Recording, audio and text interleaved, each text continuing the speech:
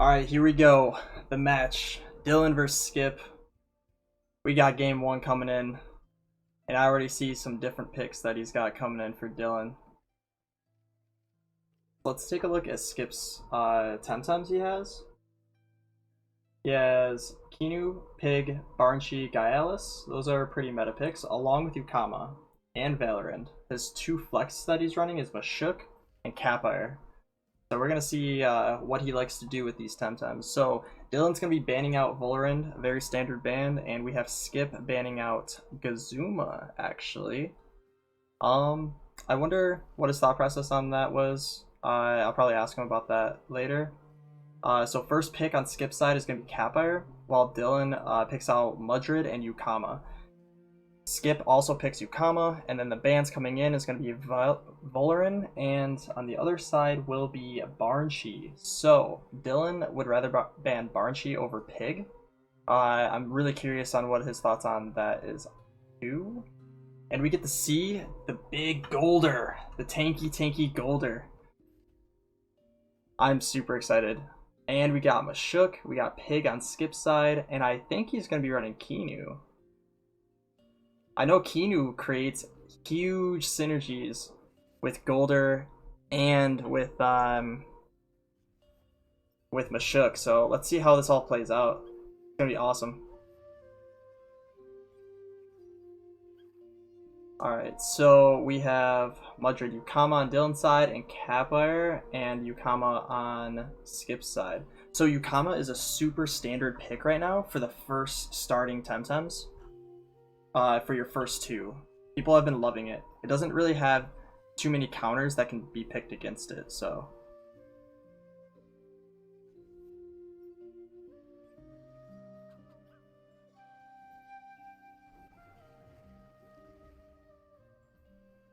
So we see a switch out for Pig and a switch out for Golder.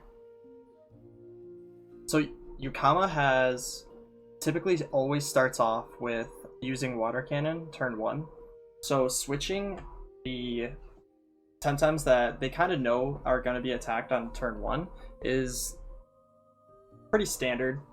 Dyllan goes with tankiness on Golder and Pig comes out on the other side. So we have a poison on Pig, and Pig is looking pretty weak right now. Turbo choreography. Wait a second. Did he just turbo the enemy?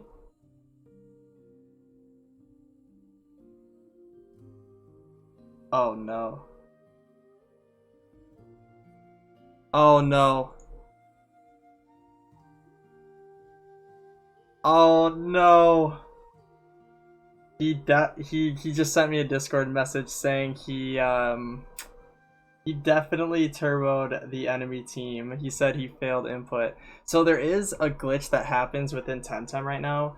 If you, let's say you're using Bamboozle and you put your mouse across your own Temtem, sometimes it'll like just either not input or it'll go to a different Temtem.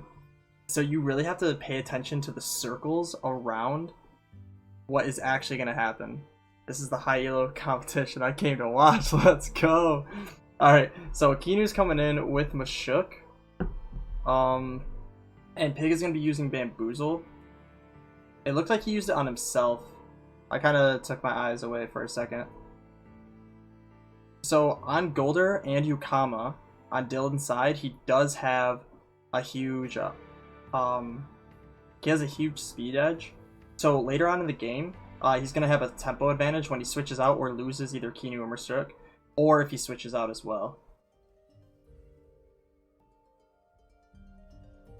Using a move like that and giving it to the opponent puts you pretty far behind, so if Skip wins this, it's going to be a straight BM move for sure. So standard Gaialis, running heat up, always on turn 1. It gets him up and running for being able to pretty much do what he does. Just huge hits, high damage, high speed, being able to get first strikes. So like I said before, Dyllan loves the tanky builds. He loves to be able to just get people with, 5 defense, 5 special defense, putting up their attack or special attack as high as possible, and using Revitalize on Kinu. It also has benefactors, so every time any Temtem gets hit while Kinu is out, they heal for 10% of their max health. So he has Golder, and he has Mishap, which are his tanks. He tries to get defenses as high as possible, and then he just heals and uses Lifeless Sap, I believe it's called. It's where you rejuvenate for 7 turns while healing. And he just likes taking advantage of being able to take like 10 to 20% damage a turn, and just heals all of the damage off of them. And he likes to throw poisons on top of people as well when possible.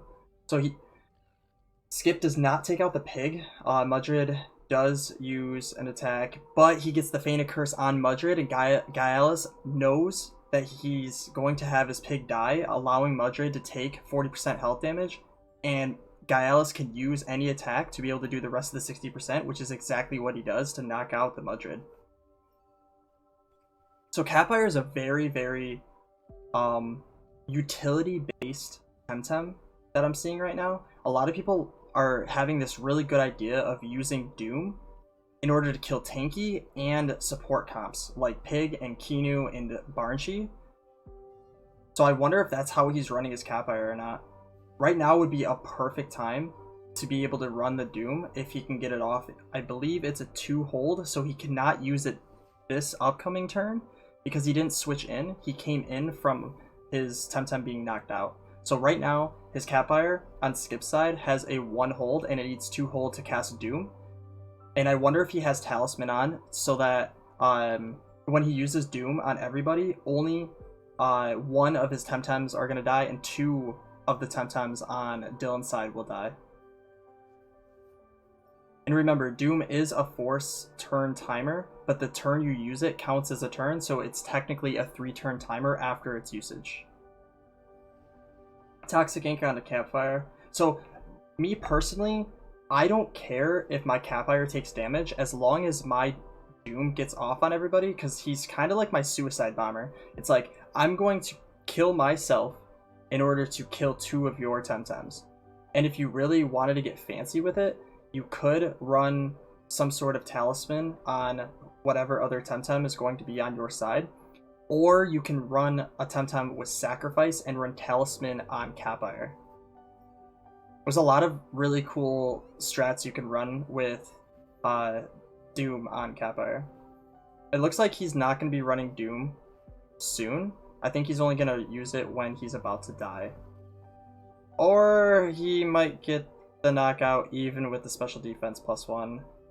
That is pretty rough. He wasn't actually able to get the extinction off, which is Doom, and I think this is going to set him behind pretty heavily. I think he thought he was going to live from Yukama with +1 special defense with roughly 70% HP left, but he happened to get hit a bit too hard.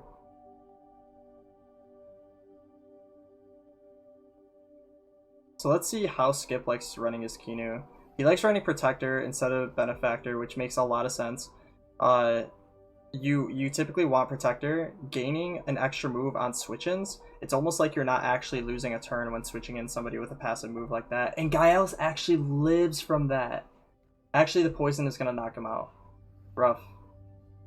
So he's trying to get his Kinu to be slightly tankier.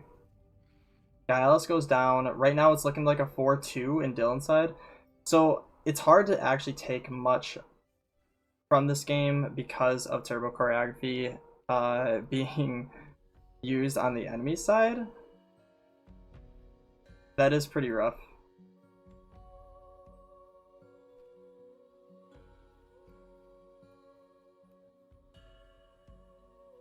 So Golder's pretty much one of the slowest Temtems in the game.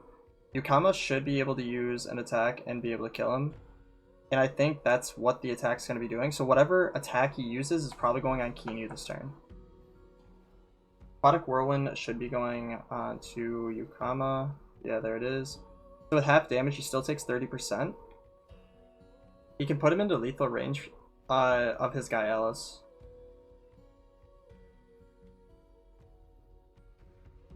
So his Kinu does have high defense and special defense right now. so he's not taking very much damage at the moment. Dyllan is super tanky. Ooh.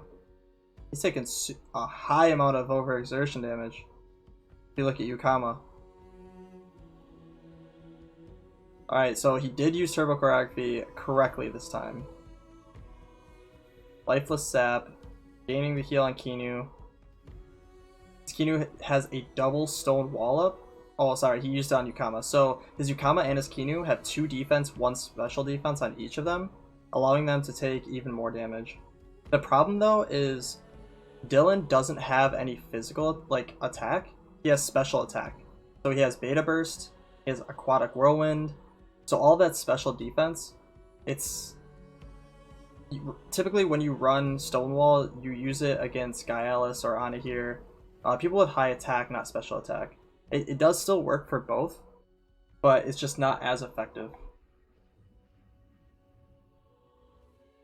Beta Burst doing roughly 60%, sorry, 40% damage. Blizzard on Kinu. It's really hard to deal with Kinu only because he has the Lifeless Sap on. He's gonna win the fatigue battle. And he has Revitalize. His Mashuk's gonna be coming in. I think he's switching it with Yukama because he is overexerted. Yeah, his Yukama took a lot of damage from overexertion.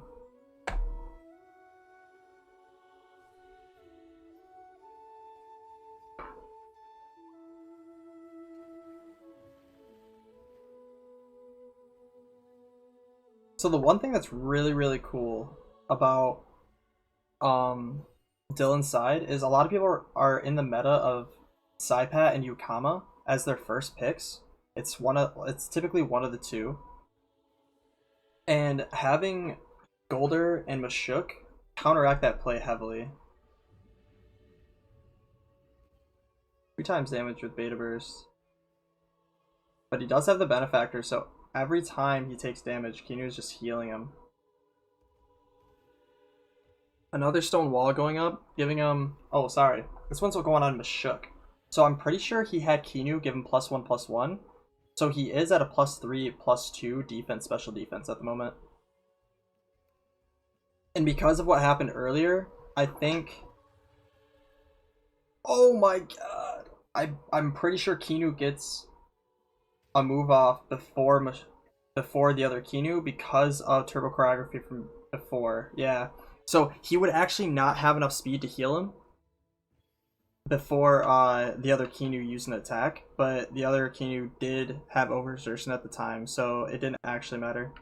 This game is looking like it's going in Dyllan's favor, and going to be a GG game 1. So hopefully the Turbo Choreography does not go off next time on the other team. I think it would have made the game closer. I'm not saying like he would have won because of it, but it definitely would have been a closer game. Maybe like, you know, a 1-0 or 2-0 type of game in either side. Because he would have been able to use the tempo advantage to use more abilities.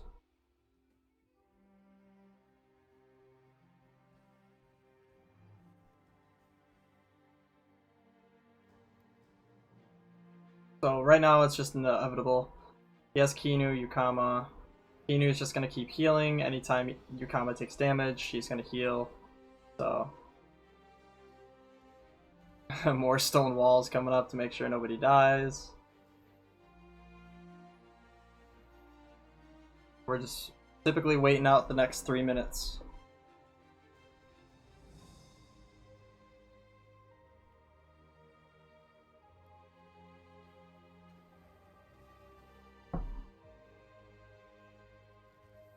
Oh man.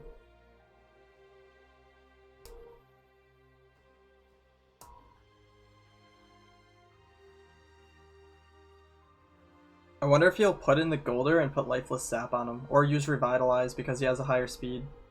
I mean, I guess he could do that. He could put it... Oh, Golder died. Never mind. I didn't see that. Rip. Rip. Cooperation. I haven't actually seen that move. I don't know what it does.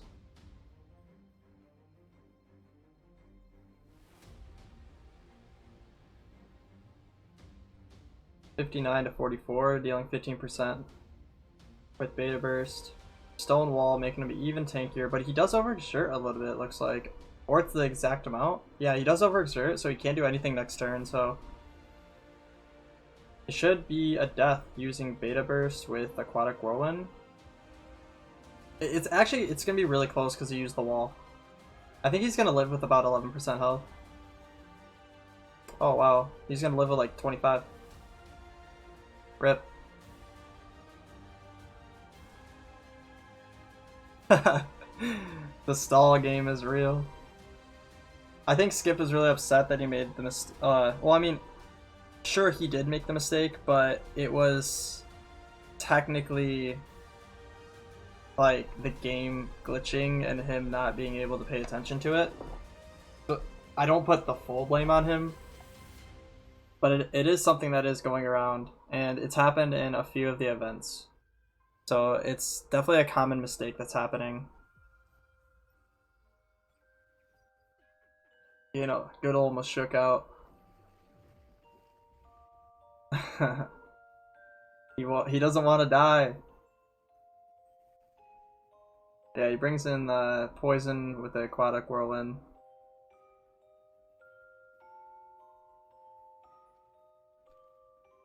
Could just switch in for Kinu. Yeah. That's exactly what I do too. Switch in anytime he runs aquatic whirlwind.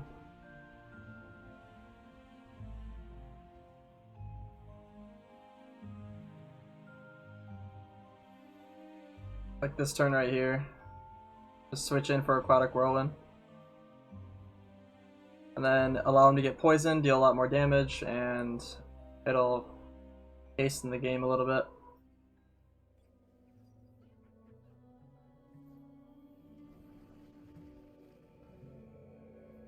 I'm sorry, water cannon, not aquatic whirlwind. Water cannon allows for poison if not aquatic whirlwind, if he has synergy with poison.